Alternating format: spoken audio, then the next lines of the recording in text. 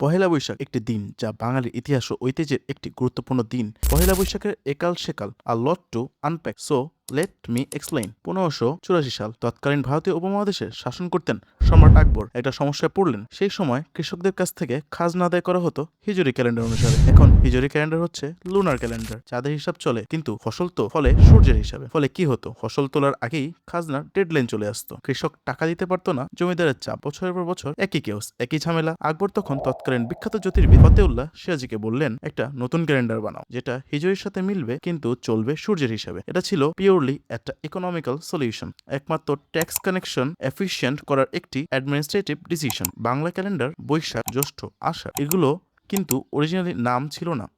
ফতেউল্লাহ সিরাজি যখন ক্যালেন্ডার বানালেন তখন মাসগুলোর নাম ছিল পার্সিয়ান, ফরওয়ার্দিন, উর্দিভেস, খোরদাদ ইত্যাদি। কিভাবে ফরওয়ার্দিন হয়ে গেল বৈশাখ আর কিভাবে খোরদাদ হয়ে গেল আষাঢ়? বঙ্গ অঞ্চলের মানুষ এই পার্সিয়ান নামগুলোকে আস্তে আস্তে শকাব্দ ক্যালেন্ডারে বিভিন্ন নাম অনুসারে পরিবর্তন করে। মোস্টলি গ্রহ, নক্ষত্র, তারা ইত্যাদি নাম অনুসারে। এই যেমন বৈশাখ নামটা এসেছে বিশাখা নাম, আবার তারার নাম থেকে।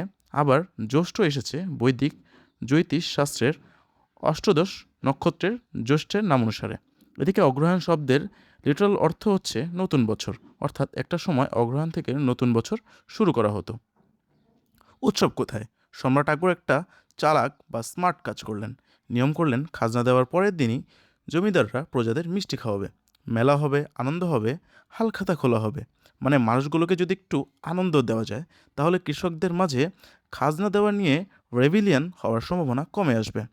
টু সে আকবর মঙ্গল শোভাযাত্রা, এটার সোল পারপাস ছিল এরশাদের স্বৈরশাসনকে মক করা। তাই 1989 সালে ঢাকা ইউনিভার্সিটির চারুকলা বিভাগে একটি ইউনিক কালচারাল প্রোটেস্ট আয়োজন করে। দেশ থেকে অশুভ শক্তি বিতাড়িত করার তাগিদে বিভিন্ন পশু পাখি মোটিভ সহ র্যালি করা হয়। প্রতিটা মোটিভের নিজস্ব সিম্বলিজম ছিল। সো এটা নির্দিষ্ট গোষ্ঠীর পার্সোনাল এজেন্ডা কিনা এটা ভাবার বিষয়। সো হাজার বছরের সংস্কৃতি না হলেও বাংলা নববর্ষ অ্যাটলিস্ট 442 বছরের সংস্কৃতি। আর মঙ্গল শোভাযাত্রা ট্র্যাডিশন মাত্র 37 বছরের। ইউনেস্কো হেরিটেজ পেয়েছে মাত্র 9 বছর আগে, যা কিনা 2016 সালে। লাস্টলি ভালো লাগা না লাগা যার যার ব্যক্তিগত বিষয়, তবে ইউনিভার্সের একটা রুল হচ্ছে প্রতিটা জাতি নিজস্ব কিছু কালচার থাকতে হয়, নইলে সে জাতি টেকে না। এখন আমাদের মতো সংকর জাতি যারা পৃথিবীর বিভিন্ন অংশের মানুষের সংমিশ্রণে তৈরি হয়েছে, তাদের কালচারও অনেক কিছু দ্বারা ইনফ্লুয়েন্সড হবে, এটাই স্বাভাবিক। তবে হ্যাঁ, নববর্ষের অ্যাকচুয়াল উৎসব কেমন ছিল আর বর্তমান উৎসব কিসের থেকে হেভিলি ইনফ্লুয়েন্সড সেটা নিয়ে আলাপ হতে পারে, তর্ক হবে, বিতর্ক হবে। তেমনি অনেক না চাইলেও প্রতি বছর রমনার বটমূলে একদল মানুষ একত্র হবে,